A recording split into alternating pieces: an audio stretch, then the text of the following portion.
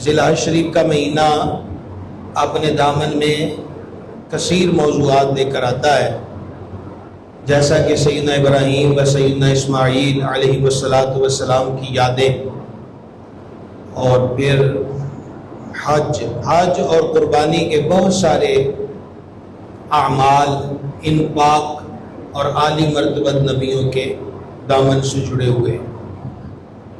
پھر ذی الحج کا مہینہ شہادت کے سلسلوں میں ایک بہت بڑی شہادت، امیر المومنین، امام المتقین، جامع القرآن، کامل الحیاء والایمان، حضرت سیدنا عثمان بن عفان ذو النورین رضی اللہ تعالی عنہ کی شہادت ہے، جو ماہ ذی الحج کی 18 تاریخ کو ہوئی۔ تو انشاءاللہ آج کا جمعہ اور اگلا جمعہ ہم سرکار سیدنا عثمان غنی ذو النورین رضی اللہ تعالیٰ عنہ کے ذکر کی برکت حاصل کریں گے۔ سرکار سیدنا عثمان غنی رضی اللہ تعالیٰ عنہ کا نام مبارک عثمان ہے، اور ان کا جو شجرہ ہے عثمان بن عفان بن ابی العاص بن امیہ بن عبد شمس بن عبد مناف بن قصی بن کلاب بن مرہ بن کعب بن لوی بن غالب قرشی۔ اگر ہم شجرے پر غور کریں، بڑے غور کے ساتھ یہ بات سنیے گا، تو آپ کا شجرہ 5ویں پشت میں جا کر عبد مناف 5ویں پیڑھی میں 5ویں پشت میں جا کر حضرت عثمان غنی رضی اللہ تعالی عنہ کا سلسلہ نسب سرور عالم شفیع عالم صلی اللہ تعالی علیہ وسلم کے سلسلہ عالیہ نسب سے مل جاتا ہے۔ یعنی جب ہم حضور علیہ الصلوۃ والسلام کا شجرہ مبارک دیکھیں تو عبد مناف حضور کے آباء میں سے یہ نام آتا ہے، تو وہیں جا کر یہ سلسلہ حضرت عثمان غنی ذو النورین رضی اللہ تعالیٰ عنہ کا نبی پاک علیہ الصلوۃ والسلام کے شجرہ مبارک سے مل جاتا ہے۔ کلمہ پڑھنے سے پہلے آپ کی کنیت ابو عمر تھی۔ ابو عمر، ایک ہوتا عمر اور ایک ہوتا عمر، تو یہ عمر ہے، ابو عمر آپ کی کنیت تھی۔ پھر اللہ جل شانہ نے آپ کو بیٹا عطا فرمایا جس کا نام عبداللہ رکھا۔ نبی پاک صلی اللہ تعالی علیہ وآلہ وسلم نے ارشاد فرمایا، مفہوم حدیث ہے کہ ناموں میں اللہ تعالیٰ کو عبداللہ اور عبد الرحمن نام بڑے پسند ہیں، اور اللہ کریم نے اپنے حبیب پاک صلی اللہ تعالی علیہ وآلہ وسلم کے والد ماجد و اقدس رضی اللہ تعالی عنہ کے لیے بھی جس نام کا انتخاب فرمایا وہ عبداللہ ہے۔ تو ابو عبداللہ پھر آپ کی کنیت ہوئی ابو عمر سے۔ بعد ازاں اللہ جل شانہ نے آپ کو ایک اور بیٹا عطا کیا، اس کا نام بھی عمر رکھا، تو پھر آپ کی کنیت ابو عبداللہ بھی ہوئی اور ابو عمر بھی ہوئی۔ حضرت عثمان غنی رضی اللہ تعالیٰ عنہ کے کثیر القابات ہیں، اور جب بھی ہم یہاں پر شخصیات کا ذکر کرتے ہیں تو میں تقریباً ہر بار یہ بات آپ حضرات تک پہنچاتا ہوں۔ ایک لقب و القاب ہمارے دور کے ہیں کہ جو عام ہو چکے ہیں، کسی کے لیے بھی کثرت کے ساتھ، مثلا مذہبی طبقے کی بھی ہم بات کر رہے ہیں، اشتہارات کے اندر بڑے لمبے چوڑے القابات، اسی جلسوں میں چلے جائیں تو نقیب حضرات جو ہوتے ہیں وہ بڑے بڑے لمبے لمبے لقب کسی کے ساتھ جوڑ دیتے ہیں۔ یہ جو القابات ہیں کہ اشتہار کے اندر ہوں یا نقیب حضرات دے رہے ہوں یا عام پبلک کے اندر لقب دیے جا رہے ہوں، ممکن ہے کہ اس میں سے کچھ صفتیں اس بندے میں موجود ہوں اور بہت ساری صفتیں اس کے اندر موجود نہ ہوں، لیکن جب حضرات اہل بیت اطہار اور حضرات صحابہ کرام علیہم رضوان کے لقبوں کی بات آتی ہے تو وہ اشتہارات اور نقابت کی دنیا کے لقب نہیں ہیں، ان میں بہت سے لقب وہ ہوتے ہیں جو اللہ اور اس کے رسول نے عطا فرمائے ہوتے ہیں، اور یہ ان کے القابات جو ہیں یہ ان کی صفتوں کی وجہ سے ہوتا ہے. یعنی ہم کسی کو لقب دیتے ہیں اپنی مرضی سے دے دیا، لیکن ان کے لقب ان کی صفتوں سے، ان کی خوبیوں سے اور ان کی ذاتوں میں جو کمالات ہوتے ہیں اس وجہ سے ہوتے ہیں. تو حضرت سیدنا عثمان غنی رضی اللہ تعالیٰ عنہ کے جو القابات ہیں ان میں سے ایک لقب ہے جامع القرآن. اس کا مطلب ہے قرآن جمع کرنے والے. اچھا، یہاں پر وضاحت کرتا چلا جاؤں کہ قرآن پاک کو جمع کرنے کا سلسلہ امیر المومنین حضرت سیدنا ابو بکر صدیق رضی اللہ تعالیٰ عنہ کے دور خلافت میں ہوا. تو پھر حضرت عثمان غنی کو جامع القرآن کیوں کہتے ہیں؟ اس کا جواب یہ ہے کہ قرآن کریم کی کئی 7 قرأتیں ہیں، 7 قرأتیں. اس کو بھی میں مزید آسان کرتا ہوں. لب و لہجے، جس طرح آپ دیکھیں ہماری ایک، جیسے ہم پنجاب میں رہتے ہیں ہماری بولی پنجابی ہے، پنجابی بولی ہی ضلع با ضلع بدل جاتی ہے. ایک لفظ جو ہے وہ اس کے لہجے میں، اس کی ادائیگی میں، اس کے تلفظ میں اور زیر زبر پیش کا جو سٹائل ہوتا ہے اس میں فرق آ جاتا ہے. عربی زبان بھی بڑی فصیح زبان ہے، بلکہ زبانوں کی ماں ہے. تو قرآن پاک 7 قرأتوں پر نازل ہوا. یہ عمومی آپ محفلوں کے اندر سنتے ہیں کہ قاری صاحب آئیں گے اور 7 قرأت کے وہ ماہر ہیں. تو ایک آپ کو مزید اگر یہ سمجھا نہ سکا ہوا تو مزید آسان کر دوں. جیسے وَالضُّحَىٰ وَاللَّيْلِ إِذَا سَجَىٰ، یہ معروف قرأت ہے جو ہم پڑھتے ہیں، لیکن اس کی دوسری قرأت ہے وَالضُّحَىٰ وَاللَّيْلِ إِذَا سَجَىٰ. تو ہم کون سی پڑھ رہے ہیں؟ وَالضُّحَىٰ وَاللَّيْلِ إِذَا سَجَىٰ. تو اب دوسری قرأت کیا ہوئی؟ وَالضُّحَىٰ وَاللَّيْلِ إِذَا سَجَىٰ. تو اس لہجے پر یہ 7 قرأتیں ہیں قرآن پاک کی. دوسرا یہ ہوا کہ کاغذ نہیں تھا، ہڈیوں پہ، کپڑوں پہ، درختوں کے پتوں پر قرآن پاک کو جمع کیا گیا، پتھروں کے اوپر. تو بعض لوگوں نے جو تفسیر کے قول ہوتے ہیں وہ بھی ساتھ ایڈ کر دیے. حضرت عثمان غنی کو جامع القرآن اس لیے کہتے ہیں کہ انہوں نے پورے عالم اسلام کو ایک قرأت پہ جمع کر دیا. آج پورے عالم اسلام میں جو قرآن پاک کی قرأت ہوتی ہے ایک لہجے کے اندر، یہ حضرت سیدنا عثمان غنی رضی اللہ تعالیٰ عنہ کی برکت ہے. اس لیے ان کو جامع القرآن کہا جاتا ہے، قرآن پاک کو جمع کرنے والے. دوسرا آپ کا لقب ہے مجہز جیشۃ العسرہ. مجہز جیشۃ العسرہ.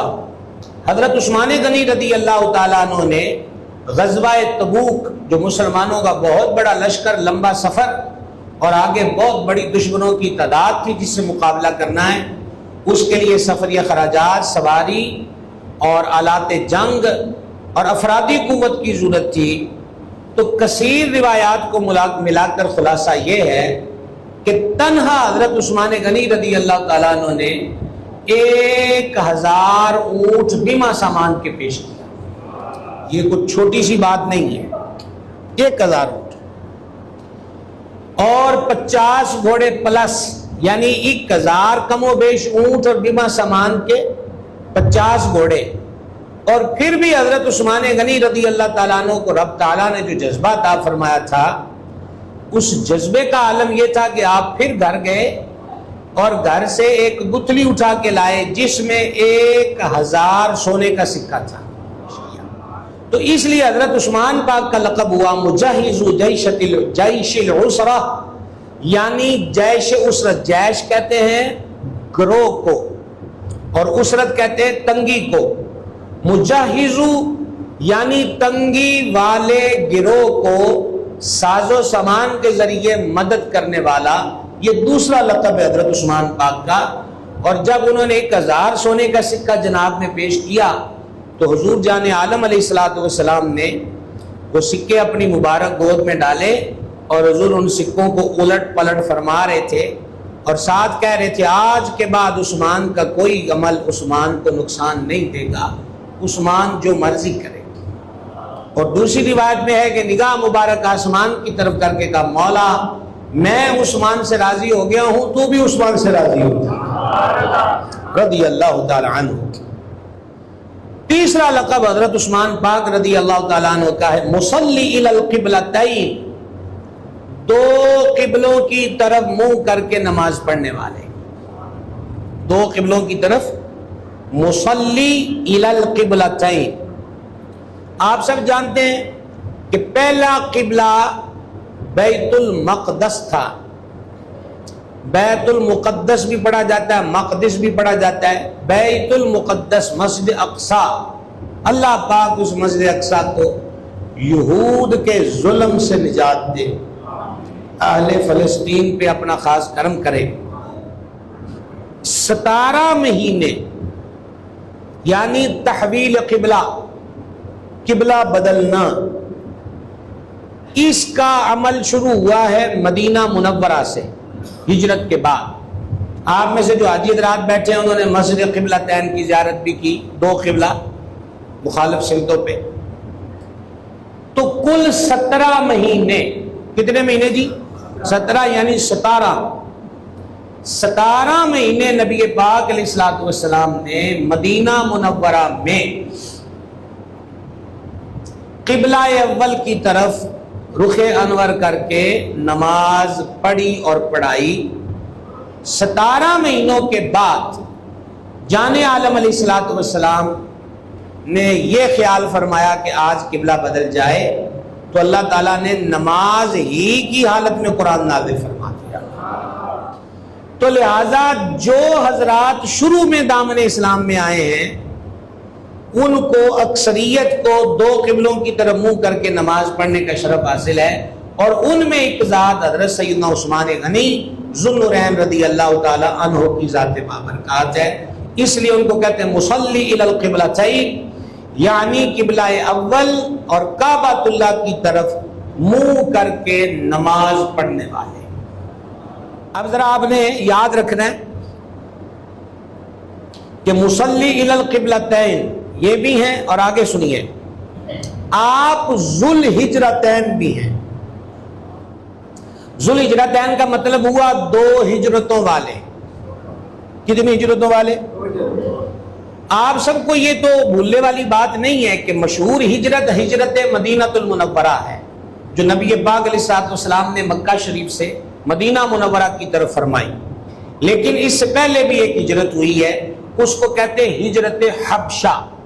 حبشہ کو موجودہ دور میں ایتھوپیا کہتے ہیں، یہ خطہ ایتھوپیا کہلاتا ہے۔ تو ہجرت حبشہ، نجاشی بادشاہ جو کرسچین تھا، جس نے نبی پاک علیہ السلام کا خط پڑھ کر اسلام قبول کر لیا، اور یہ وہ بختور شاہ نجاشی ہے رضی اللہ تعالی عنہ کہ حضرات صحابہ کرام فرماتے ہیں کہ ایک دن وہ تقریباً دوپہر کا وقت تھا کہ نبی پاک علیہ السلام نے فرمایا جمع ہو جاؤ، ہم اپنے بھائی کے جنازے کی نماز پڑھیں گے۔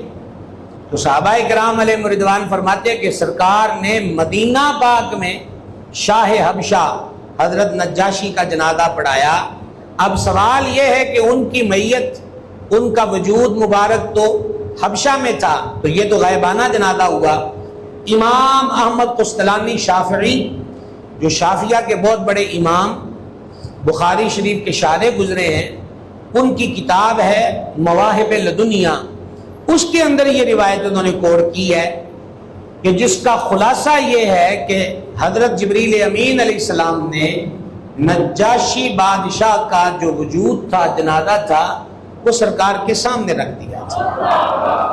اس لیے یہ غائبانہ جنازہ نہیں ہے، حضور کی نگاہوں کے سامنے ہے۔ یاد رہ جائے گی بات کوئی نہیں۔ بدرنا باقی جنگوں میں کتنے صحابہ علیہ رضوان مختلف مقامات پر شہید ہوئے، حضور علیہ السلام نے کسی کا غائبانہ جنازہ نہیں پڑھایا۔ یہ حضرت نجاشی کا جنازہ ہے، لیکن وہ باقیوں کے لیے غائبانہ تھا اور نبی پاک علیہ السلام کی نگاہوں کے سامنے تھا۔ پھر پڑھایا کیوں، یہ بھی ایک سوال ہے۔ اس کا جواب یہ طویل، اگر ہم تفصیل میں جائیں گے تو بہت وقت لگ جائے گا، اور ہم نے کنٹینیو رکھنا حضرت ذو النورین پاک کا ذکر رضی اللہ تعالی عنہ کہ نجاشی بادشاہ جو تھے وہ تنہا تھے جنہوں نے اسلام قبول کیا. اب وہاں ان کا اس وقت جنازہ پڑھانے والا کوئی اور نہیں تھا کہ جو اسلامی طرز پہ ان کا جنازہ اور یہ عمل کرے.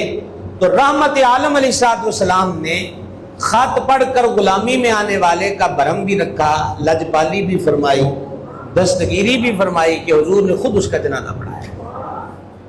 تو یہ حبشہ کی طرف ہجرت تھی، اور وہ یہ ہجرت مدینہ منورہ والی ہجرت سے پہلے کی ہے. تو جن حضرات نے پہلی ہجرت حبشہ کی طرف کی، پھر واپس مکہ شریف آ گئے اور پھر ہجرت کی مدینہ منورہ کی طرف، تو ان میں سے حضرت عثمان غنی رضی اللہ تعالیٰ عنہ ہیں. اس لیے آپ مصلی الی القبلتین بھی ہیں اور ذو الہجرتین بھی ہیں، دو ہجرتوں والے. اسی طریقہ کے ساتھ حضرت عثمان غنی رضی اللہ تعالیٰ عنہ کو سید الاسخیاء کہا جاتا ہے، سخیوں کا سردار. ایک مثال آپ نے سن لی، باقی ہم انشاءاللہ اگلے مرحلوں میں ذکر کریں گے کہ صرف غزوہ تبوک کے موقع پہ 1000 کے قریب اونٹ، 50 گھوڑے اور 1000 سونے کا سکہ، ایک شخصیت حضرت عثمان غنی. تو یہ سخاوت تو معمولی سخاوت نہیں ہے، اس لیے آپ کو سید الاسقیاء کہا جاتا ہے. اور سخی کی شان کیا ہے؟ جان عالم علیہ السلام نے فرمایا، مفہوم حدیث پیش ہے، فرمایا کہ سخی لوگوں کے قریب بھی ہوتا ہے، جنت کے قریب بھی ہوتا ہے، دوزخ سے دور ہوتا ہے اور رب کے قریب ہوتا ہے. یہ سخی کی شان بیان کی ہے. تو حضرت عثمان غنی صرف سخی نہیں ہے بلکہ سید الاسقیاء ہیں، سخیوں کے سردار ہیں. اور ایک لقب آپ کی وہ صفت ہے کہ کل کائنات میں اس صفت کے اندر حضرت عثمان غنی کا کوئی ثانی نہیں ہے، اور وہ آپ کی خوبی ہے ذو النورین، مصلی الی القبلتین، ذو الہجرتین اور ذو النورین. لیکن مصلی الی القبلتین میں بھی آپ کے شریک ہیں اور ذو الہجرتین میں بھی آپ کے ثانی ہیں، لیکن ذو النورین ہونے میں حضرت عثمان پاک کا کوئی ثانی نہیں ہے. اس میں تنہا ذات سرکار ذو النورین پاک کی ذات ہے، دو نوروں والا. سبحان اللہ. کیا لقب ہے جی؟ دو نوروں والا. مولا المسلمین، امام المتقین، شیر خدا، مشکل کشا سرکار حیدر کرار کرم اللہ تعالی وجہ الکریم نے فرمایا، اور آپ کا یہ ارشاد امام ابن عساکر نے تاریخ دمشق کے اندر لکھا و دیگر محدثین نے کہ حضرت عثمان پاک کو صرف زمین والے ہی ذو النورین نہیں کہتے، آسمان والے بھی ذو النورین کہتے. اب اس کی وجہ کیا ہے؟ اس کی وجہ یہ ہے کہ وہ دو نور کون سے ہیں؟ نبی مکرم علیہ الصلوۃ والتسلیم کی دو سگی حقیقی نور زادیاں، حضور کی شہزادیاں، سرکار کی دو بیٹیاں ایک کے بعد ایک حضرت عثمان غنی کے نکاح میں آئیں. ان دو شہزادیوں میں سے جو پہلی شہزادی پاک ہیں وہ حضور سیدہ طیبہ طاہرہ عالیہ رافعہ سیدتنا رقیہ صلی اللہ تعالی علی ابیہا وعلیہا وبارک وسلم ہیں. اور جب ان کا وصال ہوا تو پھر میرے آقا علیہ السلام کی دوسری شہزادی پاک حضرت سیدہ طیبہ طاہرہ زکیہ کریمہ سیدتنا ام کلثوم صلی اللہ تعالی علی ابیہا وعلیہا وبارک وسلم ہیں. اور یہ حدیث بھی مولا علی پاک حیدر کرار مشکل کشا سے مروی ہے کہ جب سرکار مخدومہ عالیہ سیدہ طیبہ ام کلثوم کا بھی وصال ہو گیا رضی اللہ تعالیٰ عنہ، تو میرے آقا علیہ الصلوۃ والسلام نے فرمایا تھا، اے عثمان، اگر میری 40 بیٹیاں بھی ہوتی تو ایک ایک کر کے میں تیرے نکاح میں دے دیتا. تو ذو النورین ہونے میں آپ کا کوئی شریک نہیں، کیونکہ کل انبیاء علیہ الصلوۃ والسلام کی امتوں میں کسی نبی کے صحابی و امتی کو یہ شرف نہیں ملا کہ کسی بھی نبی کی دو بیٹیاں کسی ایک صحابی اور اس کی امتی کے نکاح میں آئی ہو. یہ شان صرف حضرت عثمان کو ملی ہے، اور نبی ہی نہیں، نبی الانبیاء، امام الانبیاء، سید الانبیاء، سب سے اولا و اعلیٰ ہمارا نبی، سب سے بالا و والا صلی اللہ تعالیٰ علیہ وآلہ وسلم. اس لیے آپ کو ذوالنورین کہتے ہیں، اعلیٰ حضرت کہتے ہیں نور کی سرکار سے پایا دوشالہ نور کا، ہو مبارک تجھ کو ذوالنورین جوڑا نور کا۔ تو اب تقریباً تمام مسالک اور مکاتب فکر حضرت عثمان پاک کو تقریباً بلا تکلف بلا تردد ذوالنورین کہتے ہیں، کیونکہ یہ لقب احادیث اور روایات و آثار میں واضح طور پہ ذکر ہو گیا۔ تو بس ہم اتنی سی التجا کریں گے کہ جب سرکار علیہ السلام کی دونوں شہزادیوں کی وجہ سے ان کو ذوالنورین کہا گیا کہ وہ دو نوروں والے ہیں، اور وہ دو نور میرے حضور کی شہزادیاں ہیں، تو جب شہزادیاں نور ہیں، کیا سمجھ آئی بات کی کہ نہیں؟ تو جان عالم کی نورانیت کا عالم کیا ہوگا؟ یہاں بھی نظریہ دیا اور خود گھڑ کر نہیں دیا، حقیقی نظریہ پیش کیا اعلیٰ حضرت عظیم البرکت نے، تیری نسل پاک میں ہے بچہ بچہ نور کا، تو ہے عین نور، تیرا سب گھرانہ نور کا، صلی اللہ تعالی علیہ وآلہ وسلم۔ یہ جو ہاتھی والا واقعہ نا جی، الم تر کیف فعل ربک باصحاب الفیل، اس کو عام الفیل کہتے ہیں۔ اب تو ہمارا کنٹینیو چل رہا ہے نا 2026 اور سنہ ہجری میں وہ 1400 سے اوپر چلے گئے، ہم 40 سے اوپر، لیکن اس سے قبل عرب دنیا کے اندر جو تاریخوں کا تعین تھا وہ واقعات سے جوڑا جاتا تھا۔ اب ہمارے ہاں بھی ایسا ہوتا ہے کہ کبھی کوئی سانحہ ہوا ہو، کوئی خدا نخواستہ زلزلہ آیا ہو، سیلاب آیا ہو، کوئی آگ لگی تو بڑی بڑی عمارتیں اور آبادیاں اس میں جھلس گئیں، تو کہا جاتا ہے جی کہ یہ تاریخ فلاں سانحے سے جڑ گئی۔ تو عرب دنیا میں یہ چلتا تھا کہ بہت بڑا جو واقعہ ہوتا تھا تو اس کے لیے سن کی بجائے جو سن کا تعین ہے، جیسے 2026، تو وہ کہتے تھے فلانے سال والا فلاں عمل فلاں واقعے والا سال۔ لہذا جب ابرہا آیا ہے حملہ کرنے کے لیے اور اللہ پاک نے ابابیلوں کو بھیجا ہے، تو اب عرب دنیا کے اندر یاد رکھا جاتا تھا عام الفیل۔ کوئی سمجھ آئی ہے جی بات کی کہ نہیں آئی؟ عام الفیل یعنی کہ ہاتھی والا سال، عام سال۔ تو جیسے ہمارے ہاں یہ کہا جائے کہ فلانے کام سے 2 سال پہلے یا فلاں عمل سے 2 سال بعد، تو عرب والے یوں گنتے تھے عام الفیل، یعنی ہاتھی والوں کا جو واقعہ ہوا ہے اس سے 10 سال پہلے، اس سے 10 سال بعد، اس سے 5 سال پہلے، اس سے 5 سال بعد۔ تو یہ جو عام الفیل ہے، عام الفیل کے 6 سال 6ویں سال حضرت عثمان غنی کی ولادت ہوئی ہے مکہ شریف کے اندر۔ یہ جو تاریخیں ہیں، فلاں تاریخ کو فلاں کی ولادت، فلاں تاریخ کو فلاں کا وصال، یہ کو 100% اور کرم ہمارے ہاں تو جھگڑے ہوتے ہیں، مناظرے مجادلے، پھر فیس بک زندہ باد، ہر ایک کی اپنا موبائل ہے، اپنی آئی ڈی ہے، جس کے دل میں جو آتا ہے وہ کرتا ہے۔ تاریخوں پہ لڑائیاں، بھائی صاحب تاریخاں جڑیاں مرضی رکھو تے حضور دیاں نسبتاں دی بے ادبی نہ کرو۔ اہل بیت اطہار ہوں، صحابہ کرام ہوں، یہ کوئی بھی رب کے پیارے ہوں، ہم نہیں آپ کو پابند کرتے کہ فلانی تاریخ کو ذکر کرنا اور فلانی کو نہیں کرنا۔ 12 مہینے 24 گھنٹے کرو، پر حضور دیا نسبتاں نال بگاڑ نہ کرو، ادب کرو، تعظیم کرو، احترام کرو۔ اس کو گلی محلے کی لڑائیاں نہ بناؤ، یہ نیچ پن ہے، یہ کوئی بہت اعلیٰ معیار کی بات نہیں ہے۔ ایسے لفظ اور ایسی باتیں جن سے بغض چھلکتا ہو، بغض کا کیا فائدہ ہے؟ بغض والا بندہ بھی کبھی کامیاب ہوتا ہے اور برکت پاتا ہے۔ اللہ تعالیٰ محفوظ و معمود رکھے۔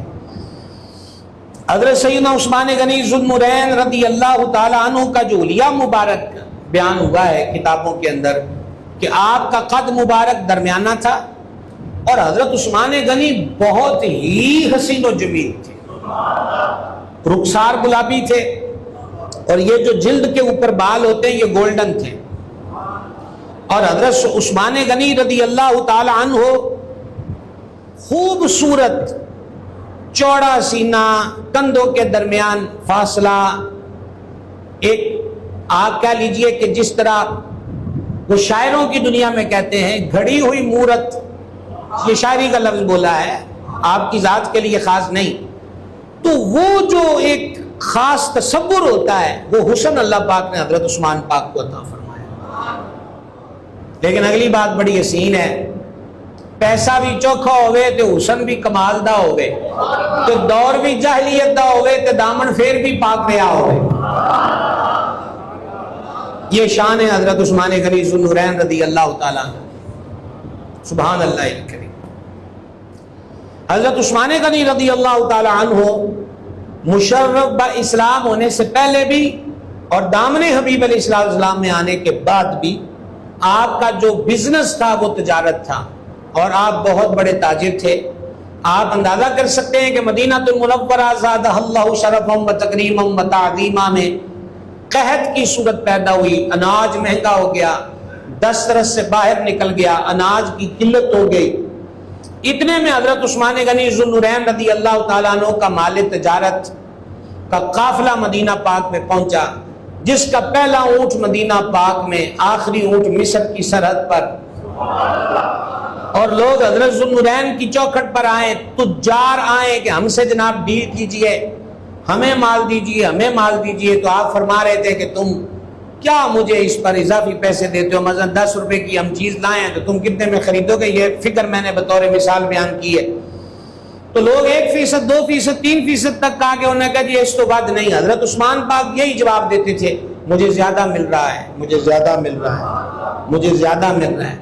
تو انہوں نے کہا جی وہ کون سا تاجر ہے جو آپ کو ہم سے بھی زیادہ ریٹ دے رہا ہے؟ تو آپ نے اپنے ورکرز کو، جن کو عمال کہتے ہیں اور ہماری بولی میں نوکر کہتے ہیں، آپ نے ان کو بلایا اور فرمایا مدینہ پاک کی گلی کوچوں میں اعلان کر دو کہ تمہارا مال آ گیا ہے اور اللہ کے لیے عثمان نے تمہیں دے دیا ہے۔ مولانا حسن رضا رحمۃ اللہ علیہ کا یہ شعر میرا فیورٹ ترین شعر ہے، جو حضرت عثمان پاک کی منقبت کا ہے۔ حضرت عثمان پاک کی منقبت میں استاد زمن کہتے ہیں گرمی پہ وہ بازار ہے عثمان غنی کا۔ آج تیسرا دن ہے بھائی صاحب عید الضحیٰ کا، گرمی پہ وہ بازار ہے، یہ اب سمجھنا مشکل تو نہیں ہے۔ اب ہمارے اسٹائل میں بولتے ہیں کہ منڈی بڑی گرم ہے، آئی سمجھ کے نہیں؟ اب منڈی گرم کیا ہے؟ وہاں کو آگ جل گئی ہے، مراد یہ کہ ریٹ اوپر چلے گئے۔ پھر کہتے ہیں منڈی کریش کر گئے، مطلب ریٹ نیچے آ گئے، منڈی ڈاؤن ہو گئی، منڈی ٹھنڈی ہو گئی۔ تو منڈی بازار ایک ہی لفظوں میں آپ لے آئیں، تو اب اگر میں نے آپ کو اس کی شرح میں بھی بتا دیا کہ گرمی سے مراد کیا، تو پھر لطف لیں اس مصرے کا، گرمی پہ وہ بازار ہے عثمان غنی کا، اللہ خریدار ہے عثمان غنی کا رضی اللہ تعالی عنہ وارضہ، اللہ خریدار ہے عثمان غنی کا۔ یہ جگرے والے لوگ ہوئے، کمال والے لوگ ہوئے، اور میں مدتوں سے آپ حضرات کو اسپیشلی نوجوانوں کو کہتا آ رہا ہوں، آج بھی کہتا ہوں، تاریخ کے کالے ورقوں پر اپنا ایمان خراب نہ کرنا۔ دو ہی چیزیں ہوتی ہیں جس کے لیے بندہ کچھ بھی کرتا ہے، ایکٹنگ بھی کر لیتا ہے، روپ سلوک بھی دھار لیتا ہے، روپ بدل بھی لیتا ہے، بہروپ اختیار کرتا ہے، ایک منصب اور عہدہ، اور دوسرا دنیا کا مال و زر۔ یہ وہ کریم لوگ ہوئے ہیں کہ جب دامن میں آتے ہیں تو ڈھیر مال ہے، اور جب دنیا سے جاتے ہیں تو گھر میں کفن کے پیسے بھی نہیں۔ سمجھ آئی کہ نہیں آئی؟ امیر المومنین سیدنا صدیق اکبر عتیق و اطہر رضی اللہ تعالیٰ عنہ کی ذات پاک کو دیکھیں کہ جس دن وصال فرمایا وہی پرانا کفن ہے۔ حضرت فاروق اعظم کی ذات کو دیکھیں، سب سے بڑا فاتح، سب سے بڑا فاتح، سب سے زیادہ فتوحات جن کے دور میں ہوئی اور مال کی کثرت ہوئی، تو وہ اپنے بیٹے کو کہتے ہیں مجھے پرانی 2 چادروں میں کفن دے دینا۔ حضرت عثمان غنی ذو النورین کا لنگر خانہ روز چلتا تھا، مستقل ریگولر طور پر، اور حضرت عثمان غنی رضی اللہ تعالیٰ عنہ قیلولہ، یہ تہجد والوں کے لیے سنت ہے دوپہر کا کھانا کھا کر کچھ دیر آرام کرنا۔ حضرت عثمان پاک حلیۃ الاولیاء میں لکھا ہے کہ راوی کہتے ہیں میں نے دیکھا حضرت عثمان پاک کو کہ وہ مسجد نبی شریف کے فرش پہ لیٹے ہوئے تھے، اور جب اٹھے تو ان کی کمر پر میں نے روڑیوں کے نشان دیکھے، چھوٹی چھوٹی بجری، اس کے نشان ان کی کمر مبارک پہ دیکھے، اور حالت یہ ہے کہ ہزار اونٹ اسلام کی خدمت میں خود کوئی گدا قلیل نہیں ہے. اور ہر امیر و غریب کے لیے ایک جیسا کھانا، لنگر ایک جیسا. اور خود حالت یہ ہے کہ سرکے سے روٹی کھا رہے ہیں، دودھ کے ساتھ کھا رہے ہیں، پانی کے ساتھ کھا رہے ہیں. یہ تقویٰ ہے. اور مولا علی سبحان اللہ باب ولایت ہے، باب ولایت حضور حیدر کرار کی ذات اقدس، ذات سدودہ صفات. اب مولا کائنات کا عالم یہ ہے کہ سخت سردی میں، وہ بھی کوفے کی سردی، میں نے عراق کی سردی 2 بار دیکھی حضور غوث پاک کے عرس میں رضی اللہ تعالیٰ عنہ، تو اس میں بھی بالکل پرانی چادر وجود پہ اوڑھی ہے. اور بندہ کہتا ہے جی بیت المال میں چادریں چادریں، فرما علی کی نہیں ہے. تو پھر مولا علی فرماتے ہیں کہ یہ چادر جو میں نے لی ہے، یہ بھی میں نے تم سے نہیں لی، یہ بھی میں جب مدینہ پاک سے آیا تھا تو یہی چادر میرے ساتھ تھی. یہ ہے خلفائے راشدین مہدیین. دنیا تو نہیں کمائی انہوں نے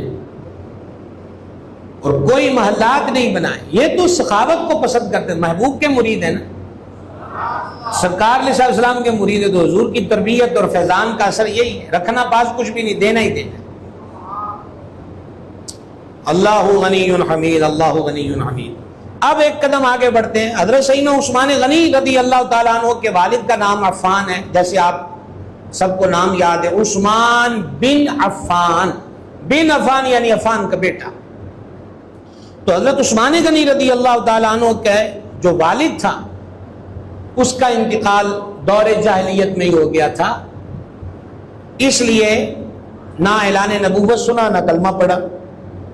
لیکن آپ کی والدہ ماجدہ، آپ کی والدہ ماجدہ کا نام ہے عروہ بنت کریز بن ربیہ بن حبیب بن عبد شمس بن عبد مناف. یہ بھی میں نے آپ کو بتایا ہے کہ والدہ کی طرف سے حضرت عثمان غنی کا جو شجرہ نسب ہے وہ 5ویں پشت میں جا کے نبی پاک علیہ السلام کے شجرہ نسب سے ملتا ہے.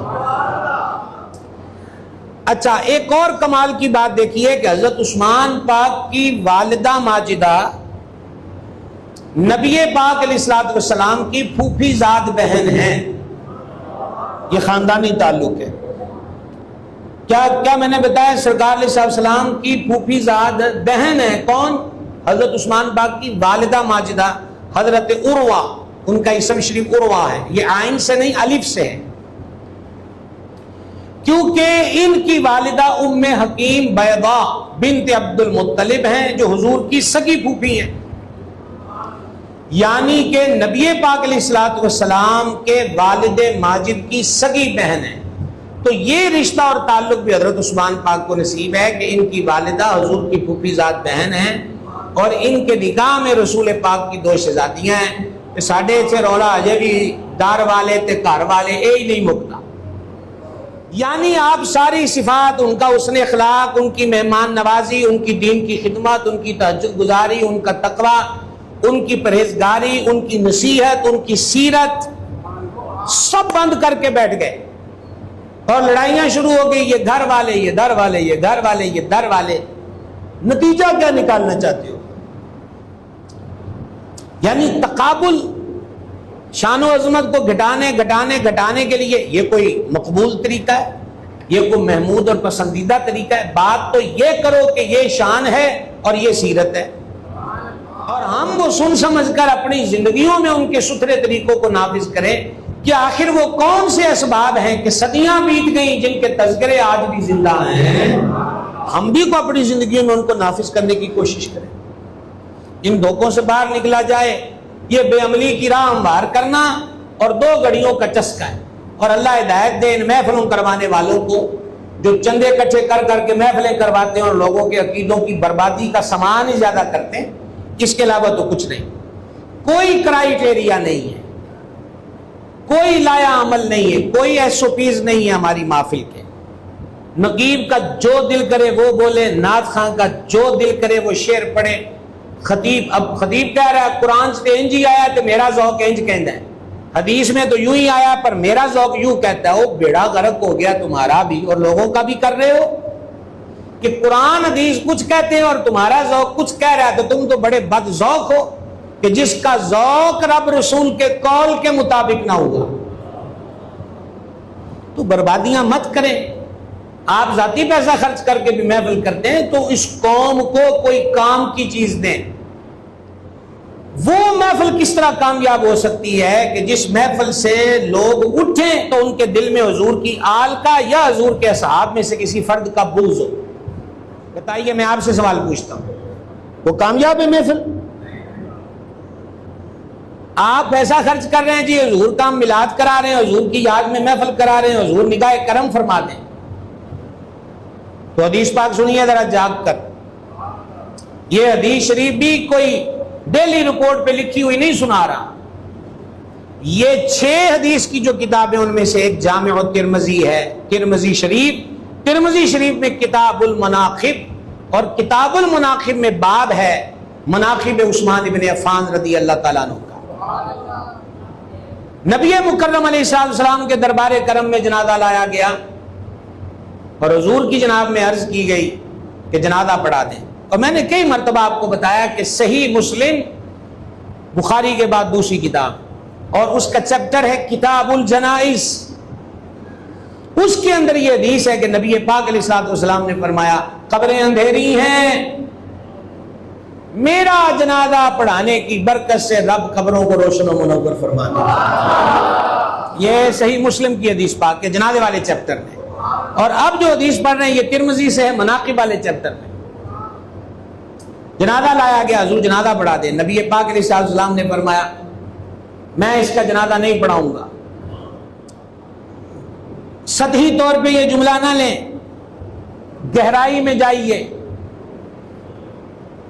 شفاعت ہوگی کہ نہیں ہوگی یہ محشر پر موقوف ہے نا، لیکن یہ عمل تو دنیا میں بتا رہا ہے کہ حضور جس کا جنازہ نہیں پڑھا رہے وہ قیامت کے دن دامن رحمت میں کیسے آ سکتا ہے.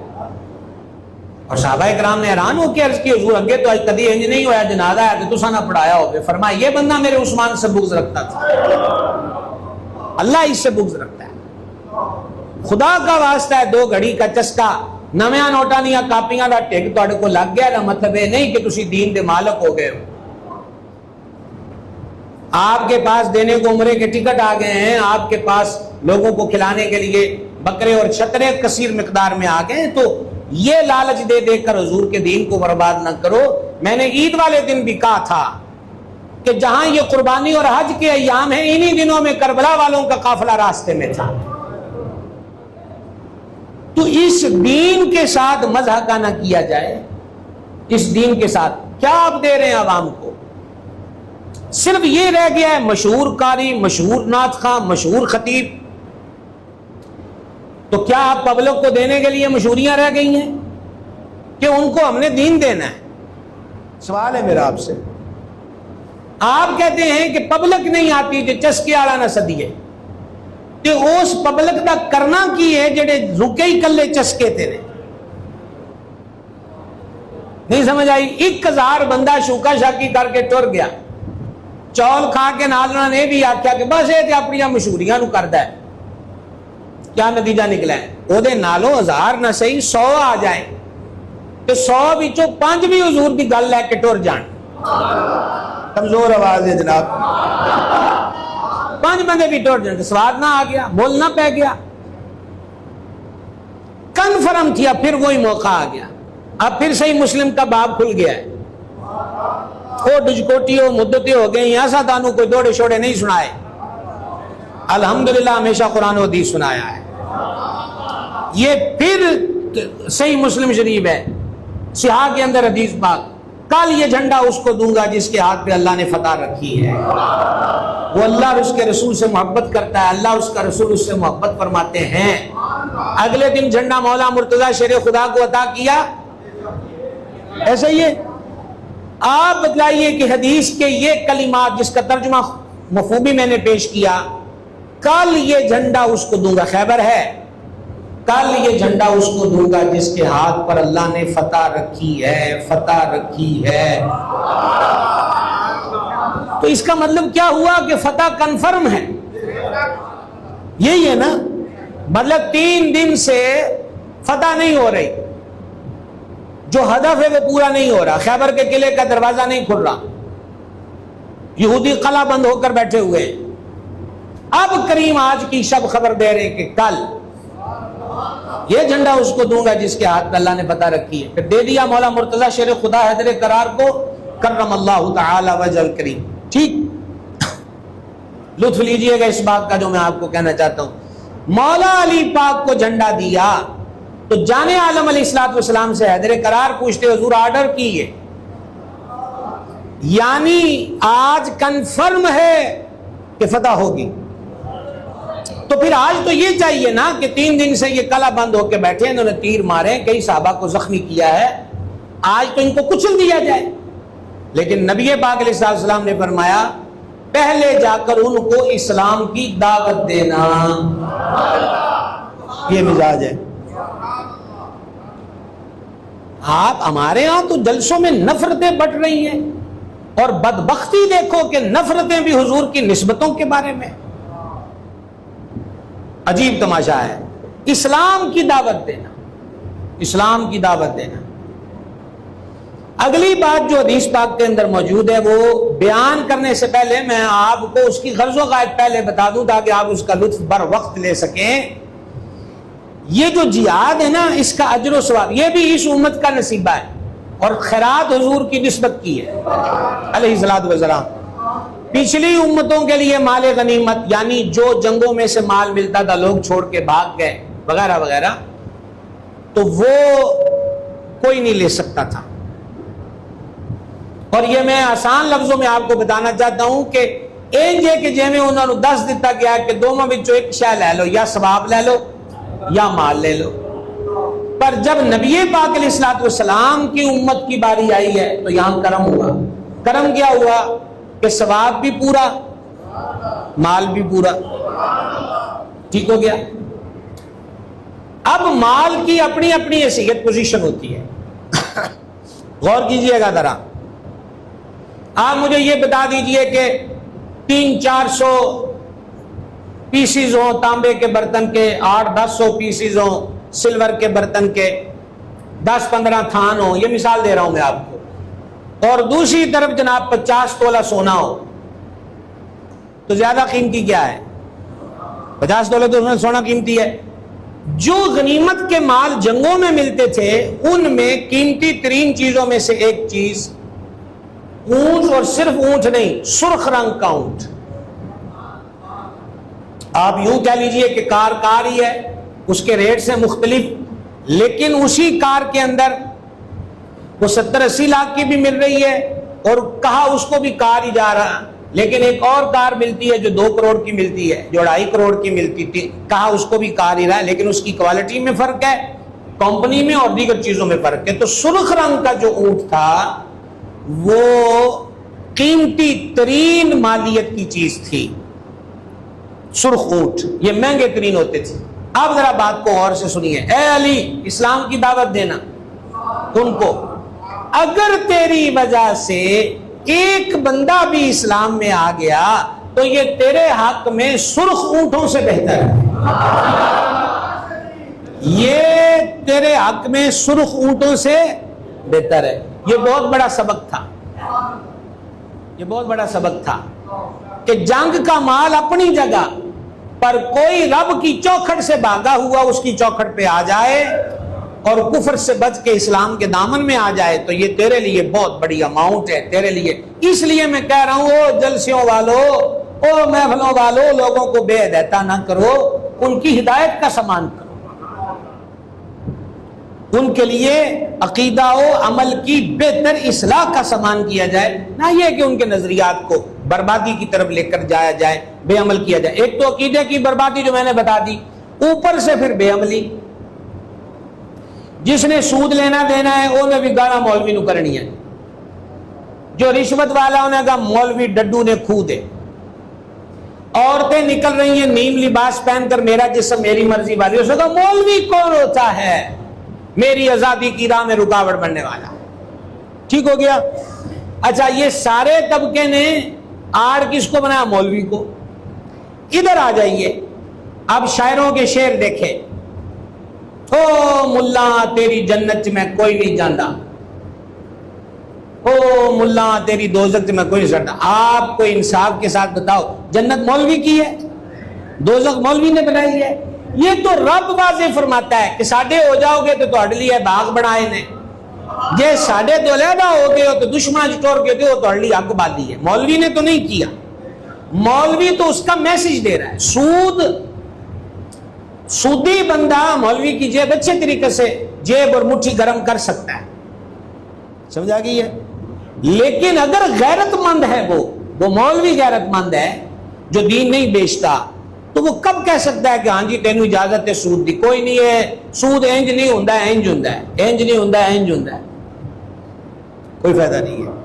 تو بے عملی کی راہ ہموار کی جاتی ہے، او نمازاں نہیں ٹکرا مار دیں، روزے نہیں فاقے کٹ دیں، اے ہوراں پیچھے انج کر دیں۔ مجھے یہ بتائیے، آپ اور کچھ نہیں ہے تو سورہ رحمان ہی پڑھ لیجئے، جب رب جنت کا ذکر کرتا ہے تو رب اس میں یہ نہیں فرماتا کہ اس جنت میں خیموں والی حوریں ہیں؟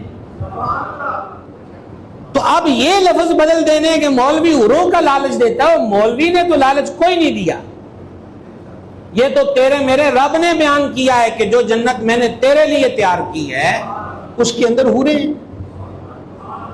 تو آپ یہ ایک الگ تخریب کاری ہے کہ مولویت کا لیبل لگا کر اور متنفر کر کے اس کے نیچے نیچے نیچے نیچے نیچے اپنی تمام تر بری اور خلیظ حرکات کو پورا کیا جائے۔ لیکن سورہ یاسین کی تفسیر شروع ہے، اب یہ موضوعات بیچ میں آ گئے تو ہم پہنچیں گے وہاں پر۔ الَّيَوْمَ نَخْتِمُ عَلَىٰ أَفْوَاهِهِمْ وَتُكَلِّمُونَا أَيْدِيهِمْ وَتَشْهَدُ أَرْجُلُهُمْ بِمَا كَانُوا يَكْسِبُونَ۔ اللہ فرماتا قیامت والے دن ہم کہیں گے آج ہم تمہارے منہوں پر تالا لگا دیں گے، وَتُكَلِّمُونَ أَيْدِيهِمْ، اور ان کے ہاتھ ہم سے بات کریں گے، وَتَشْهَدُ أَرْجُلُهُمْ، اور ان کے پاؤں گواہیاں دیں گے۔ کیا گواہیاں دیں گے؟ جو وہ دنیا میں کرتے رہے۔ اللہ تعالیٰ سمجھنے کی توفیق دے، اللہ سمجھنے کی توفیق دے۔ تو بات چلی تھی سرکار سیدنا عثمان غنی رضی اللہ عنہ کے تعلق کی، کہ ایک تو یہ کہ 5ویں پشت میں سلسلہ حضور سے ملتا ہے، دوسرا یہ کہ حضور علیہ الصلوۃ والسلام کی 2 شہزادیاں آپ کے نکاح میں ہیں، تیسرا یہ ہے کہ آپ کی والدہ ماجدہ میرے آقا و مولا علیہ السلام کی پھوپھی زاد بہن ہیں۔ یہ قرب اور تعلق ہے حضور ذوالنورین رضی اللہ تعالی عنہ کی ذات مبارک کو آقا و مولا صلی اللہ تعالی علیہ وآلہ وصحبہ وبارک وسلم کی ذات پاک سے۔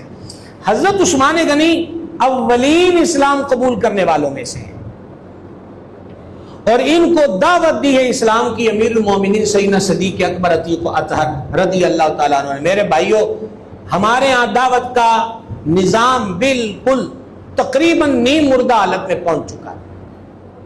ہماری بامی نشستوں میں دعوت نہیں ہے، اصلاح نہیں ہے، تربیت نہیں ہے، ہنسنا کھانا پینا اور بس۔ چلیے پبلک تو پبلک رہی ہے، وہ حضرات جن کے سروں پہ مذہب کی دستاریں ہیں، اگر ان کی نجی نشستیں بھی اور عام متعلقین بھی وہی ہی چلتا رہے تو یہ بھی کوئی آپ کہہ لیجئے کہ کوئی معیار پہ پورا اترنے والی بات نہیں ہے۔ روایات میں دوست کی تعریف کیا بیان کی ہے؟ جو تجھے غلطی پہ دیکھے تو سیدھے راستے پہ چلا دے۔ دوست کی تعریف کیا بیان کی گئی ہے؟ جو تجھے رب کی یاد سے غافل پائے تو تجھے رب کی یاد میں لگا دے۔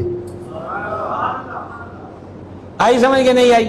اب ہمارے ہاں لوگوں کو مولوی بھی وہی چاہیے، پیر بھی وہی چاہیے۔ تو نے کہا دو مارنا تمال والے پیر تے چل، موجاں ہو گئی۔ مرید کو وہ پیر چاہیے نہیں جو یہ کہے کہ نماز پڑھ بلکہ تہجد پڑھ، وہ چاہیے نہیں ہے جو تزکیہ نفس کی بات کرے، وہ چاہیے نہیں ہے جو اتباع سنت کی بات کرے، وہ چاہیے نہیں جو کھرے عقیدے پر قائم رہنے کی بات کرے۔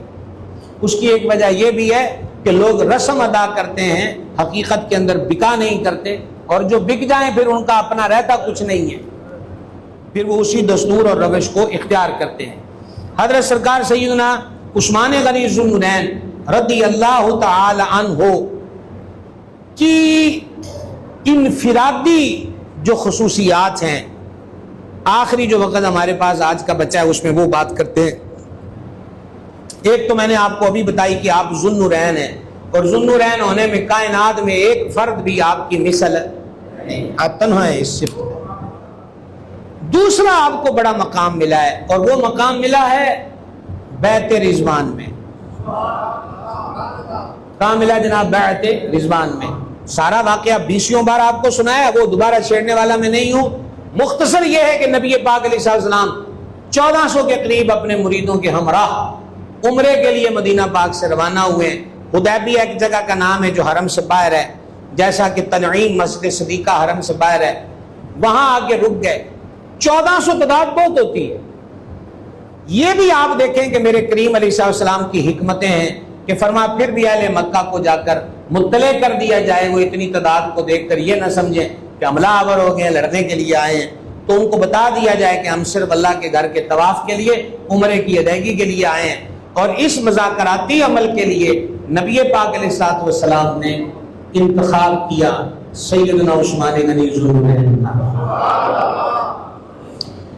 تھوڑا سا بھی سیاسی افق پر بھی توجہ رکھنے والے جو حضرات ہیں ان پر بھی یہ بات مخفی نہیں ہوگی کہ ایسے امور میں اسی بندے کو آگے بھیجا جاتا ہے جیدی اہمیت بھی ہوئے، جیدی گل بھی سونی ہوئے، جو معاملہ فہم بھی ہو، سامنے والوں کے لیے اس کا کوئی مقام مرتبہ اتھارٹی بھی ہو۔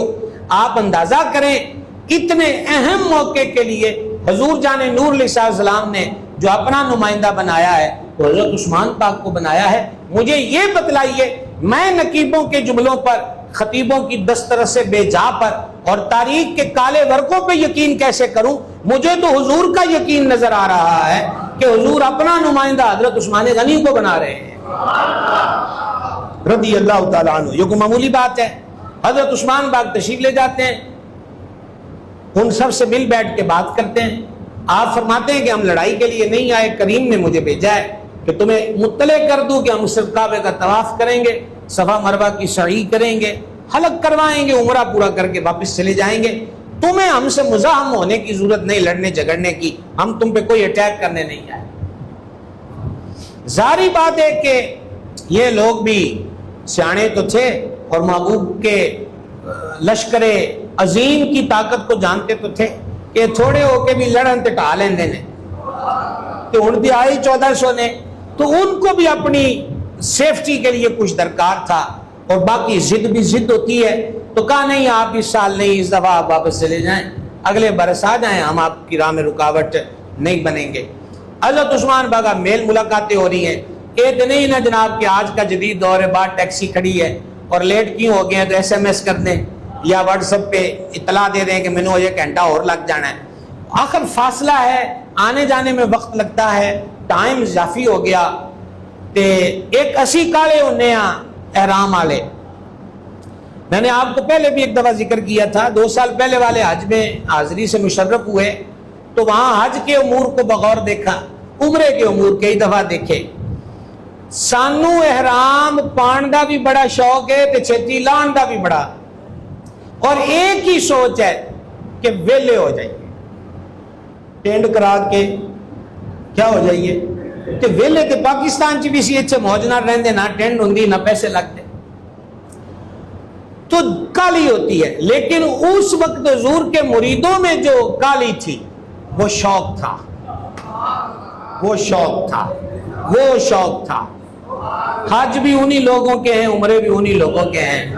کریم ابن کریم، سید ابن سید، مولا ابن مولا، سرکار امام زین العابدین علی جدہ الکریم وعلیہ الصلاۃ والتسلیم، آپ کی ذات عرفہ والا کو دیکھیں، احرام باندھا ہے اور لبیک اللہم لبیک، یہ پورا بھی نہیں ہوا تو رنگ زرد ہو گیا اور بے ہوش ہو کے زمین پہ آ گئے۔ 3 مرتبہ ہوا ہے۔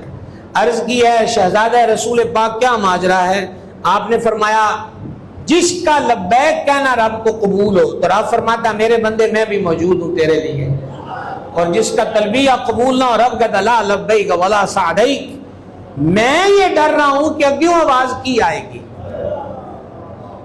حج عمرے ان کے ہیں، اور پھر عکس جمال مصطفیٰ، تصویر مصطفیٰ، تنویر مصطفیٰ، حضور پر نور امام حسن مصطفیٰ علی جدہ الکریم علیہ الصلاۃ والتسلیم۔ سبحان اللہ، کیا شان، کیا مقام ہے۔ آپ نے کئی حج کیے اور سارے حج پیدل کیے، سواریاں ساتھ ہیں، خادم ساتھ ہیں، لیکن سوار نہیں، پیدل حج کر رہے ہیں۔ تو اب صفا مروہ کی صحیح الیکٹرک گاڑیاں، کعبے کا طواف الیکٹرک گاڑیاں۔ معذور بندہ جو واقعی چلنے پہ قدرت نہیں رکھتا، وہ کسی کے کندھے پہ سوار ہو کر یا ویل چیئر پر یا الیکٹرک ویل چیئر پر وہ طواف بھی کر سکتا ہے، سعی بھی کر سکتا ہے۔ پر جو انہی سال 2 سال میں عمرہ یا حج کر آئے ہیں تو انہوں نے اپنی آنکھوں سے دیکھ لیا ہے کہ تیسری منزل پر جو صفا مسعی ہے، صفا مروہ کی سعی، کیا عالم ہے۔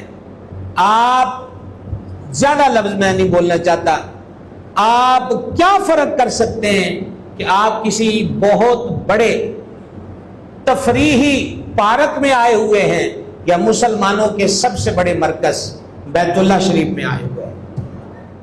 اب سرکار امام حسن پاک کی ذات کیا ہے؟ پیدل عرفات جانا ہے، پیدل مینا پہلے جانا ہے، پیدل۔ اب مکہ سٹی سے مینا کتنا فاصلہ ہے؟ پیدل۔ مینا سے عرفات کتنا فاصلہ ہے؟ پیدل۔ عرفات سے مزدلفہ آنا ہے، پیدل۔ مزدلفہ سے پھر شیطان کو کنکر مارنے کے لیے آنا ہے، پیدل، اور شیطان کو کنکر مار کے پھر واپس مینا میں جانا ہے، کیسے؟ پیدل۔ تو کسی نے ایک دن پوچھ لیا کہ سواریاں بھی ہوندیاں نے تے بہندے بھی کوئی نہیں ہوتے۔ امام حسن پاک نے فرمایا مجھے شرم آتی ہے، کیا غلام بھی اپنے مالک کے دروازے پہ سوار ہو کے جاتے ہیں؟ مجھے اس بات سے حیا آتی ہے کہ میں کبھی چل کر نہ اللہ تعالیٰ کے دربار پہ آیا ہوں۔ یہ میں آپ سے رونا رو رہا تھا ابھی 15 منٹ پہلے، یہ در والے، یہ گھر والے، یہ روڑے نہ بناؤ، انہوں نے کیتا کی ہے،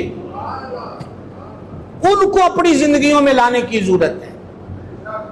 صرف یہ کہانیاں سنا سنا کر اور یہ صرف اپنا چسکا پورا کر کے عمل کی راہ تو بالکل کاٹ کے رکھ دی گئی ہے۔ اللہ تعالیٰ سے توفیق کے سوالی ہیں، اللہ ہماری حالت زار پہ رحم فرمائے۔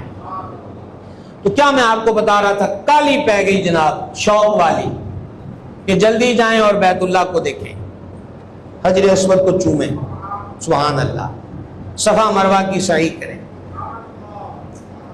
اب ادھر سرکار ذوالنورین کو تاخیر ہو گئی، لطف لیجئے گا بیداری کے عالم میں۔ وہ مکے والوں نے حضرت عثمان پاک رضی اللہ تعالیٰ عنہ سے کہا کہ جناب احرام بھی بنے آئے کہ آئے بھی بیٹھے ہو تو تسی خالی کیوں جاندے ہو؟ کریے کعبے کا طواف، تسی تو عمرہ کر کے ٹر جاؤ۔ حضرت ذوالنورین جواب دیتے ہیں میں اپنے محبوب کے بغیر کعبے کا طواف نہیں کر سکتا، میں اپنے محبوب کے بغیر کعبے کا طواف نہیں کروں گا، حضور کے بغیر عمرہ نہیں کروں گا۔ جتنا قرآن اس دن تک نازل ہوا تھا وہ، اور اب تو پورا نازل مکمل ہے، سارے 30 سپاروں میں یہ کہاں لکھا ہے کہ محبوب ساتھ عمرہ نہ کرے تو تم نے نہیں کرنا؟ بولیے بولیے بولیے، سوال ہے آپ سے، اور ہم پہ بھروسہ ہے تو نہیں لکھا، واضح الفاظ میں یوں کوئی نہیں لکھا۔ اب میں آپ سے عرض گزار ہوں، پھر یہ سبق کن نے پڑھائے؟ یہ کون سی کتاب تھی؟ کون سی محفل تھی؟ کون سا چلہ تھا؟ کون سے قافلے تھے؟ کون سے حلقے تھے جہاں سے یہ سیکھتے تھے کہ جدوں مالک نال نہ ہون کہ کعبے دے طواف بھی نہیں ہوندے، صفا مروہ کی صحیح بھی نہیں یاد ہوتی؟ اب میں آپ کو بتاتا ہوں یہ سیکھتے کہاں سے تھے۔ ادھر وہ یہ کہہ رہے ہیں اور ادھر حضرات صحابہ کرام علیہم رضوان آپس میں باتیں ہو رہی ہیں، ٹائم بڑا ہو گیا ہے، بڑا ویلا ہو گیا ہے۔ اب بیچ میں سے کہتے ہیں عثمان نے پھر عمرہ کر لیا ہونا ہے، عمرے سے پھر اتنا ٹائم لگ گیا ہونا ہے، اور ادھر جانے جانا کہ حسین ہونٹوں پر مسکراہٹ سلامی کو پیش ہے۔ سبحان اللہ، جس کی تسکین سے روتے ہوئے ہنس پڑے اس تبسم کی عادت پہ لاکھوں سلام۔ اور وہ مسکرا کے فرما رہے ہیں میرا عثمان میرے بغیر کعبے کا طواف نہیں کر سکتا، یہ یقین ہے۔ اب آپ کمال دیکھیں، پھر وہ وقت اور گزرا۔ اب یہاں پر استاد زمن کا شعر ہے برادر اعلیٰ حضرت کا، بندہ مٹ جائے نہ قدموں پہ وہ بندہ کیا ہے، اور بے خبر ہو جو غلاموں سے وہ آقا کیا ہے۔ ٹھیک ہے، اب مزید وقت گزرا، تشویش بڑھتی گئی تاخیر کے سبب، اور اب 1400 نے ڈیرا لگایا ہو تو آپ دیکھیں کتنی جگہ آتی ہے. وہ ایسا تھوڑی ہے کہ آپ مسجد میں بیٹھے ہوئے ہیں تو اتنے لوگ ہیں، پھیلے ہوئے لوگ، اور اس کونے سے اس کونے سے کوئی خبر اٹھ گئی کہ کتنے انہوں نے حضرت عثمان پاک کو شہید نہ کرتا ہوئے. اب یہ اگلا سٹیپ ہے سوچ کا. یہ گمان ایسا ہو گیا کہ جیسے خبر کا رنگ دھار لے کہ پکی بات ہی ایسی ہو گئی ہو، اور اب سفر، احرام، کعبے کا شوق، اوپر سے یہ گمان کے شہید کر دیا، تو پھر مزید جلال، غصہ. اور میرے کریم رؤوف الرحیم علیہ الصلوۃ والتسلیم کا دلوں پر بھی ہاتھ ہے، نبضوں پر بھی ہاتھ ہے. وہاں ایک درخت تھا، سردار نے سب کو فرمایا آ جاؤ، اور سب کو فرمایا آ جاؤ، اور آ گئے تو ارشاد فرمایا کہ بیعت کرو. اب یہ ان کی تشفی قلبی بھی ہے، ان کے دلوں کو اطمینان دینا بھی ہے، یقین دینا بھی ہے کہ اگر عثمان کو شہید کیا گیا تو ہم بدلا لیں گے، تاکہ ماحول جو ہے وہ مکمل طور پر اسی طرح سازگار رہے. یہ ایک وجہ میں نے آپ کو بیان کی، وجوہات میں سے ایک وجہ. کریم نے اپنا ہاتھ مبارک بڑھایا، بیعت کرو. اب صحابہ بیعت کر رہے ہیں. اس بیعت کو رب نے قرآن میں بیان کیا.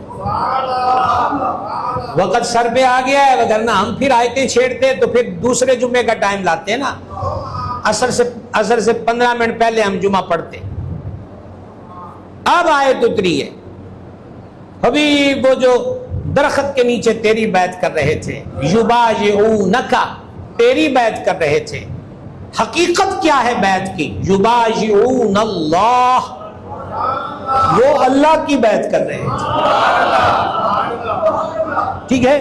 اور پھر کیا ہے؟ محبوب کے ہاتھ میں سب کا ہاتھ. اور یہ کہاں پہنچتا ہے؟ فرمایا ید اللہ فوق ایدیہم، ان کے ہاتھوں پر اللہ کا دست قدرت، ان کے ہاتھوں پر اللہ کا دست قدرت ہے. اب دیکھیں، اب لطف لیجئے گا جو آپ کو بتانا تھا انفرادی، ایک ذوالنورین، ایک یہ خوبی جو بھی بتانے لگا ہوں. سب نے بیعت کے لیے ہاتھ بڑھائے تو میرے کریم علیہ السلام نے سب کی طرف دیکھ کر فرمایا چونکہ عثمان اللہ کے کام میں گیا ہوا ہے. لوگ کہتے ہیں کہ اگر علم ہوتا تو بیعت کیوں لیتے؟ ہم نے کہا کاش تمہیں علم ہوتا، تم یہ جملے سمجھ جاتے. ارشاد فرمایا چونکہ عثمان اللہ کے کام میں گیا ہوا ہے، یہ ہاتھ عثمان کا ہاتھ ہے، یہ ہاتھ. اب ذرا لطف لیجئے، وہ جو درخت کے نیچے تیری بیعت کر رہے تھے وہ تو اللہ کی بیعت کر رہے تھے، اور ان کے ہاتھوں پر اللہ کا ہاتھ ہے. اب سب ہاتھ جمع ہوئے دست حبیب میں، اور حضور اپنے ہاتھ کو فرماتے ہیں یہ عثمان کا ہاتھ ہے. اس میں رمز یہ تھی کہ عثمان شہید نہیں ہوا، وہ بیعت میں شریک ہے. اور اگلی بات یہ ہے میرا ہاتھ عثمان کا ہاتھ ہے، میرا ہاتھ عثمان کا ہاتھ ہے، یہی سمجھنا ہے. میرا ہاتھ عثمان کا ہاتھ ہے. ہم سنی ہیں، ہمارا نظریہ الفت دیکھو، ہم تو ہر ایک کو محبوب کے آئینے میں دیکھتے ہیں. نالے ساڈا مسلک جڑا مدینے دے ککھاں نو بھی ہیریاں نالوں قیمتی سمجھے تے مدینے دے کتیاں دے پیر چومن نو بھی لوکی آکھن جہالت ہے تے ساڈے نزدیک کو بھی محبت ہوے، وہ ان سے بغض کیسے رکھ سکتے ہیں؟ وہ حدیبیہ ہو تو یہ ہاتھ عثمان کا ہاتھ ہے، اور وہ غدیر خم ہو تو جس کا میں مولا اس کا علی مولا ہے. ہم یہی کہتے ہیں تفریق کر کے نہ جیو، حبیب کی نسبتوں کا لحاظ کر کے جیو. یہ جہاں بھی خوب گزرے گا اور وہ جہاں بھی خوب گزرے گا. بات کی سمجھ آ گئی ہے؟ کس بات کے تول تلئیے، کس بات کی جدوں محبوباں دے شہر دے ککھاں نال بھی پیار کرنا ہے تو پھر یہ تو وہ ہیں جن کے ہاتھوں کو حضور اپنے ہاتھ فرمائیں، اور پھر تو یہ ہیں جن کی دوستی اور محبت کو حضور اپنی دوستی اور محبت فرمائیں. لہذا محبت کیجئے. جمعرات کو حضرت عثمان پاک کے عرس کا دن آ رہا ہے، اپنے گھروں میں فاتحہ کا اہتمام کریں. آپ اپنی اپنی مساجد کے اندر، ہم نہیں کہتے کہ دیگیں چڑھیں گی تو محفل ہوگی، ہم تو کہیں گے دیگیں ختم کر دو، ذکر قائم رکھو. لنگر کے لیے پہلے مارا مارا ہم پھریں گے، حالات ایسے ہیں، تنگی معاش کا سامنا ہے، کوئی ضرورت ہی نہیں ہے جناب کہ 5 جگہ پکڑ گیا تو عرس ہونا ہے، کچھ بھی نہیں. اللہ نے زبان دی ہے، یاسین پڑھو، ایک بار پڑھو 10 قرآن پڑھنے کا ثواب ہے. ویسے بھی ہم نے لنگر بہت کھا لیے ہیں، کون سا کوئی چیز فتح کی ہے. تو میں آپ کو اس جمعرات جو آنے والی ہے، اس جمعرات کو گھروں کے اندر جو اس دن کھانا پکائیں یوں کر لیں، تھوڑا معمول سے مزید بہتر کر لیں. پکانے والی گھر کی بہو بیٹی کو بھی کہہ دیں کہ آج دا کھانا لنگر عثمان غنی ہے. ٹھیک ہو گیا. رضی اللہ تعالیٰ عنہ. فاتحہ کا اہتمام کریں. وجہ اس کی یہ ہے کہ محبوبوں کے پیارے بھی محبوب ہوتے ہیں کہ انہاں نالا لیک سلیک رکھیے تو چنگا رہندا ہے. سبحان اللہ. میں اس کا جنازہ نہیں پڑھاؤں گا، یہ عثمان سے بغض رکھتا ہے. جڑا بغض رکھی ہوتا جنازہ نہیں پڑھانا تو جدی فاتحہ ہی دربار چ پہنچی ہوئے کہ آپ کے غلاموں نے آج یہ تحفے بھیجے ہیں تو حضور کتنا خوش ہوگی، اور ان کی ایک خوشی پر ہی نجات موقوف ہے. اللہ ہمیں نصیب فرمائے. تو ہم سوچ رہے تھے کہ ہم الگ سے رات کو جلسہ رکھیں، کیا کریں. تو چونکہ پھر اگلا جمعہ یوم شہادت کا اگلا دن ہے، تو اس لیے پھر ہمارے یہاں پر جو حضرت عثمان پاک کی یاد کی محفل ہوتی ہے آج سے شروع ہو گئی ہے. ٹھیک ہے. تو انشاءاللہ عرس پاک کی جو محفل ہے وہ اللہ رسول کے کرم سے جمعے کے موقع پر ہوگی. تو کی خیال ہے کوئی آئی جاؤ گے 2:30 بجے کے کوئی نہ؟ 2:30 بجے جماعت کا ٹائم اسی فکس نہیں کی، تو وہ لکھا ہوا ہے. تو اگلا جمعہ کو 2 گھنٹے حضرت عثمان پاک کے نام کر دو. ترلا ترلا ساڈا کوئی نہیں، دعوت ضرور ہے. آؤ گے کہ انہوں کی گل ہی سنو گے، بھائی بھلائی ہوئے گا. وگرنہ ہم تو شمع جلا کے بیٹھے ہیں، 2 آئیں گے تو وہ بھی لے جائیں، 2000 آئیں تو وہ بھی لے جائیں. ٹھیک ہے. تو اگلا جمعہ جمعے کے موقع پر عرس حضرت عثمان غنی رضی اللہ تعالیٰ عنہ. وما علینا الا